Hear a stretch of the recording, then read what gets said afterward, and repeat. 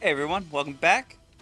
I have an auto jungle guide for you, and I've prepared a small treat, a bonus clip at the end.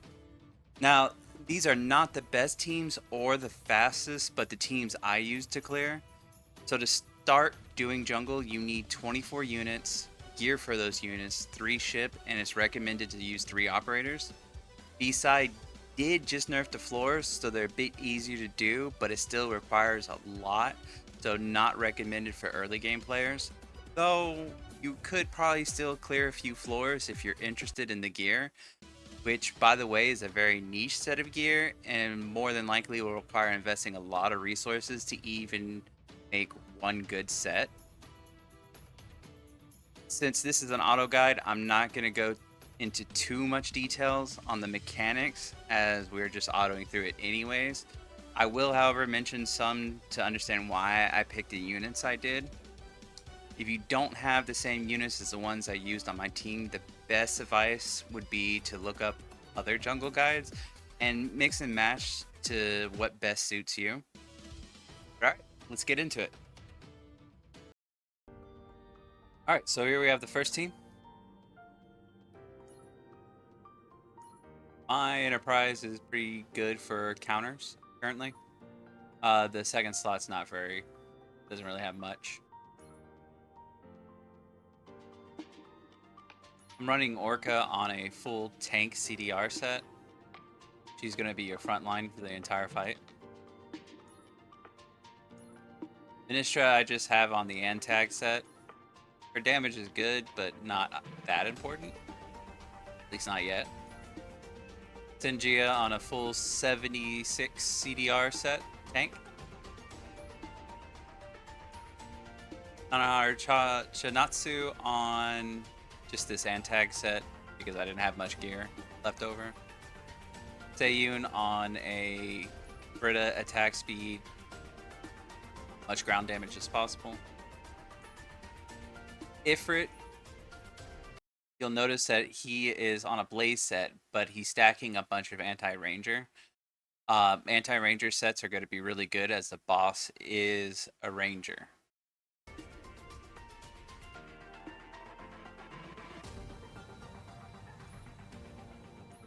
Same thing with Rita here.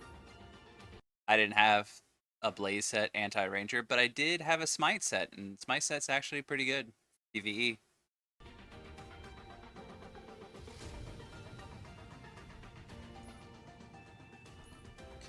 So Yoon is just there for the finisher. You can, as you can see, I just auto-equip anything T7 or that gives you more CP is recommended here.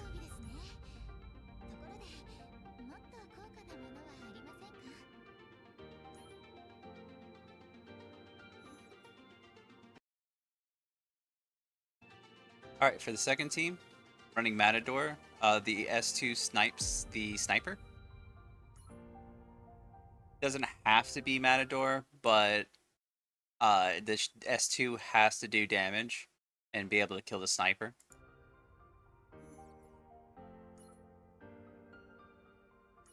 Casey, I'm just running on tank. And next 3 units, their gear I don't think matters as it's just a hit check, but it needs to be at some kind of attack speed gear, blaze or attack speed. T7 is preferable for the CP.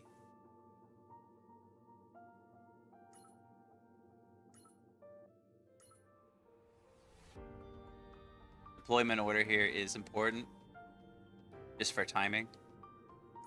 Chifu I have on a full 76 CDR set, so she can ulti in time. Mia for her big burst damage at the end. 75% skill haste because I haven't T7 my last piece. Lee Seun on some CDR gear. The boss is technically an air unit, so anti-air does really well here. And Lee Seun has a strong burst.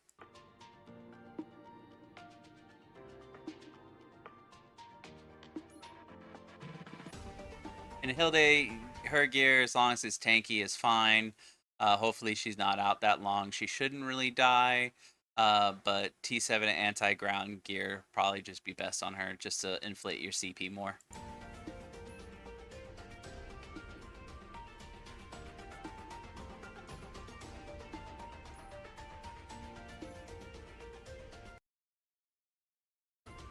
I'm using Kami here, but Kami really I don't think is that important. I'm just using it because it was my best ship. Though the S1 does help, I suppose.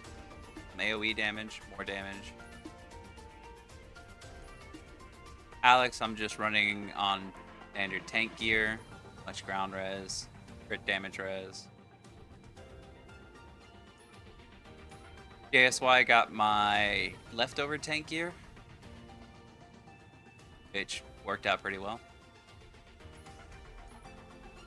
Jowlin I have on full anti-striker, as the ads are striker, and I wanted to kill him as fast as possible. Gayun I actually have on an attack speed skill haste, just because I'm leading her, and that way she uses her special as much as possible. CDR would also work well here too, but as you saw in my other teams, I'm using a lot of CDR sets. Blaze or Spirit will work just as well.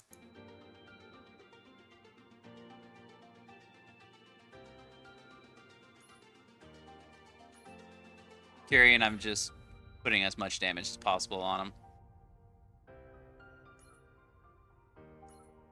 Same thing with the Horizon. Attack speed gear or whatever gear that does damage.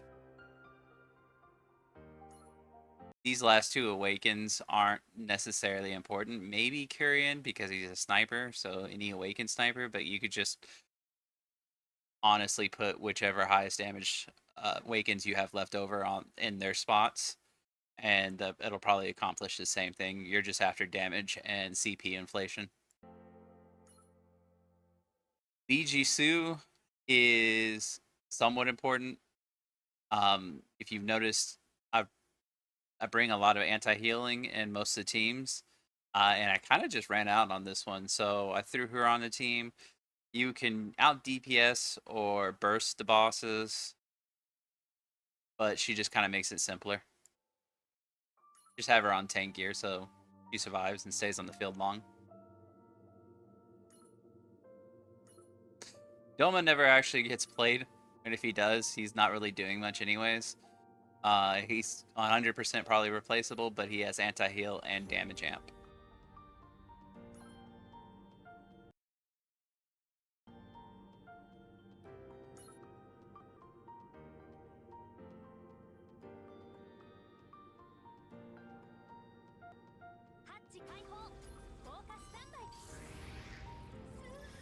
So starting this fight off, I have Manisha come out first, so she takes a hit and the mutated Spira comes out.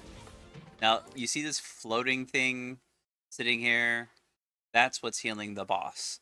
You can do some shenanigans when the boss HP gets low and forward deploy something on it to try and kill it, but we're just not going to care about that. We're just going to stack as much anti-healing as possible and damage and just burn the boss down. Now, I've only had this team fail once, and that's only because Orca was overzealous with her ulti, and she somehow ulted all the way behind the boss, and the ads just ignored her and just ran for my team.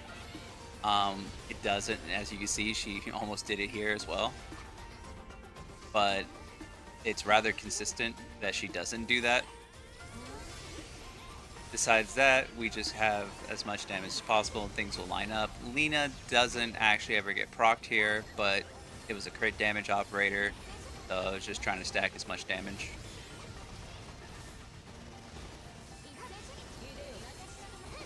Now that Rita's come out, we're going to get the final anti-heal applied and just blow up the boss.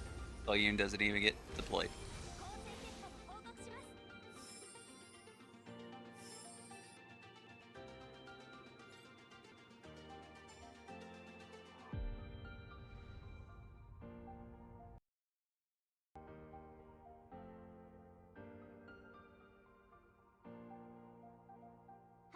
Okay, so this fight's a little bit tricky on auto. So they've changed it. You only need to fill up the little purple circle that shows up, the hit meter. Once that's full, all these ads you see currently will just die out, but you still need Casey to tank them or some kind of frontline to tank them. Unfortunately, as soon as that wall dies, your all current things on the field get afflicted with a dot that just kills them outright, and then a sniper spawns. But as you can see, Matador just absolutely murders it. So you see that worm right there? There's a circle around him, and that's a circle of death. Anything that gets inside that circle will just immediately melt down and die. Certain units like a Chifu outranges it, but you have to be careful of that. Mia and ASY will come in and just basically shoot the guy down.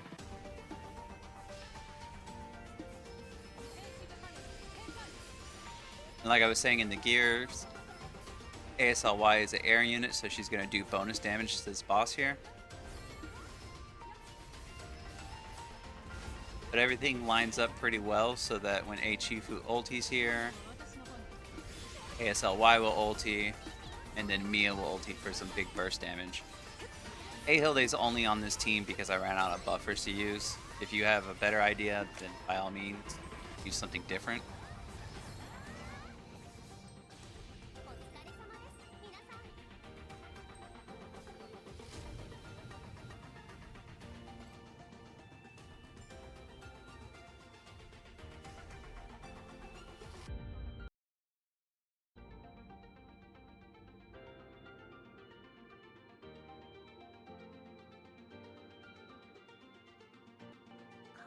Alright, so this floor is just kind of a mess. This boss will end up spawning some ads here, which just kind of go nuts. But as you see, JSY protects your team by countering the boss's random shots he takes off here.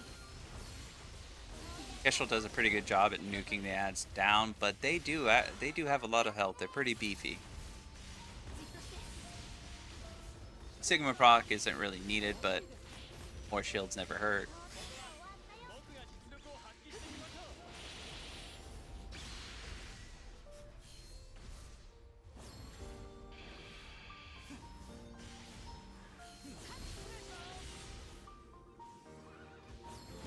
And pretty much it's just waiting for everything to spawn to kill. Gain will help with the damage amp off the ulti here, which applies just in enough time, I believe, for Zhao Lin's ulti, but no death breaks.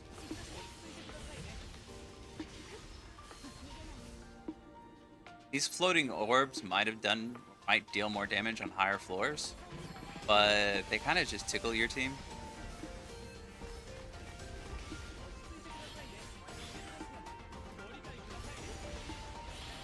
But as you can see, the HP just keeps going up and up, even though I have so much firepower on the field.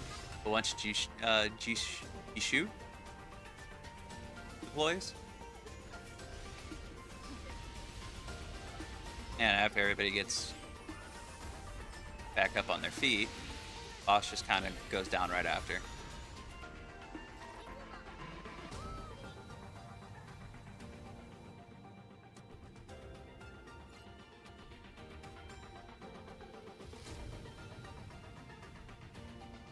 Alright, and that's level 50 cleared on auto. As you can see here, the juicy rewards we get. Looks like 15 cores a run. Other little goodies. But as you can see right here, this was just from me clearing from floor 1 to 50, which is about 5,500 of these beating cores. You need 100 per craft, and you only get SSR gear from the crafts. But that's 55 crafts. That's a lot of gear just for the first time clears.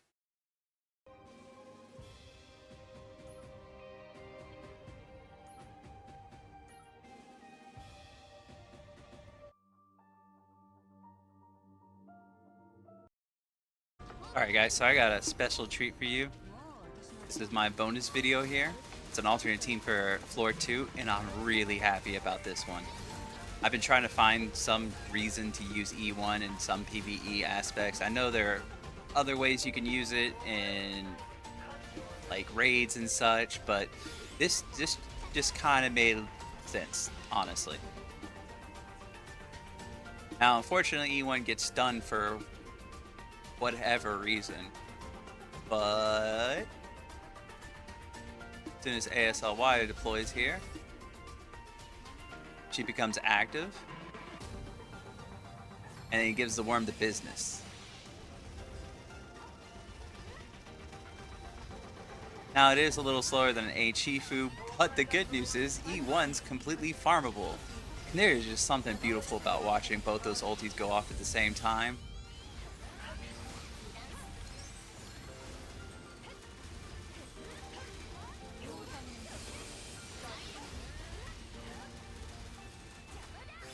Look at him about 10 seconds slower than using H-Shifu.